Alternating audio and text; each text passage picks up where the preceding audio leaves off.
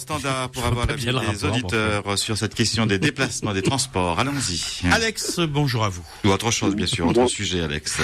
Bonjour Thibault et bonjour messieurs. Bonjour Alex. Je vous rappelle suite à mon appel de vendredi dernier, puisque monsieur Rabou disait à l'antenne, alors que je ne pouvais plus répondre effectivement, que il voyait pas en quoi c'était l'Europe qui dictait le projet de Madame El Khomri, qui déviait parfois les accords d'entreprise.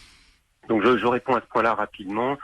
Il y a un document paru au journal officiel de l'Union européenne qui s'appelle Recommandation du Conseil du 14 juillet 2015 et au paragraphe 6, on trouve la phrase que la France doit faciliter au niveau des entreprises et des accords,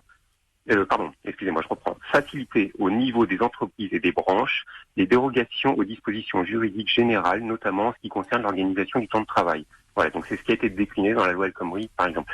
Et chaque année, le Premier ministre établit un gros rapport, là cette année il fait 171 pages, qui s'appelle Programme national de réforme, et on trouve en annexe 4 un tableau comparatif de ce qui était demandé par l'Europe et ce qui a été mis en œuvre en France. Alors on y trouve des tas de choses très intéressantes, on voit le niveau d'asservissement de notre pays, puisque monsieur le Premier ministre utilise ce mot-là pour des choses qui n'ont pas lieu d'être. Et donc, par exemple, je prends un exemple parmi d'autres, il était demandé à la France de prendre des mesures pour ouvrir le marché intérieur du transport de passagers à la concurrence. Et ben, ça s'est traduit à côté dans la colonne, voilà ce qu'on a fait en France, on a fait libéralisation du transport par autocar. Et à côté, c'est écrit que ça correspond au projet de loi pour la croissance, l'activité et l'égalité des chances économiques adopté en première lecture à l'Assemblée nationale le 19 février 2015, etc., etc. Et c'est marqué que c'est en cours, c'est pas fini. Voilà.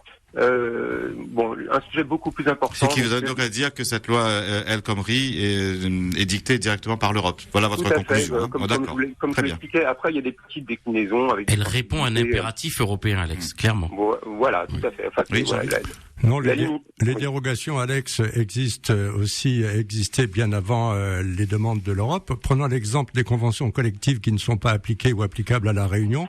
Ça fait partie du champ des dérogations et ce n'est pas l'Europe qui a dicté dans ce cas-là. Votre autre sujet. Oui, allez-y.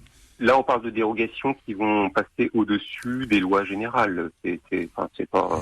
On va contourner la loi sur le temps de travail. Est-ce que parce que c'est européen, c'est forcément mauvais pour les nations et pour les populations? Je ne dis pas ça, monsieur Arbou. Quand on va à Panama, c'est la faute de l'Europe? Mais attendez, vous m'appelez tout là.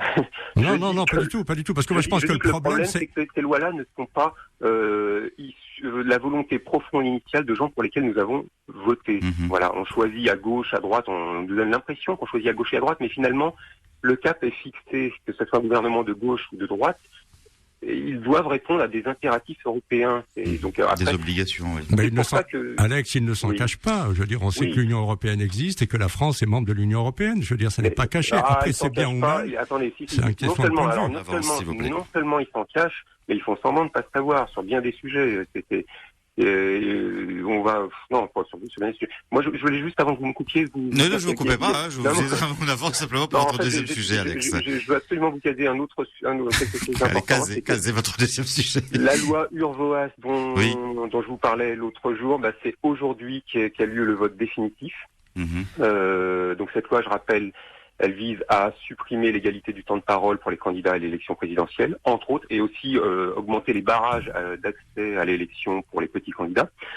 Donc, je voulais vous lancer un appel à vous qui êtes sur le plateau, parce que je pense que vous avez beaucoup plus de chances que moi d'avoir dans votre carnet d'adresse un numéro de téléphone portable d'un député. Donc, si vous pouviez lui envoyer un petit SMS à un ou deux députés... Et de dire de voter contre. Mais faites attention, messieurs, il y a des...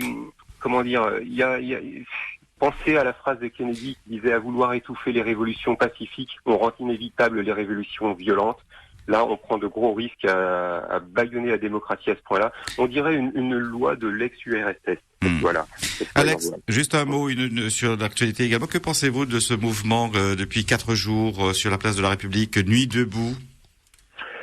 Oui, alors ça c'est. Alors on nous dit, on nous parle de ça comme étant un futur Podemos à la française ou un futur mouvement de fond contestataire. Syriza, mais Je ne sais pas encore, je me suis pas bien renseigné qui est derrière tout ça, mais je m'attends quand même à ce que ce soit des mouvements leurs qui, au fond, ne remettront pas en cause les causes profondes des problèmes de la France. Et la remise en cause de notre appartenance à l'Union européenne est le principal problème. Merci Alex de vos sujets. À très bientôt. Et puis n'oubliez pas d'envoyer votre texto au député pour voter contre. À bientôt. Texto ou mail si vous voulez, Alex, ça sera plus rapide. Trop tard. Les mails, c'est trop tard. Ça veut dire, à moins qu'il les lise rapidement. Sur RTL Réunion, on refait la réunion. Nord Olivier Bassan, Jean-Louis Rabou, Éric Michel.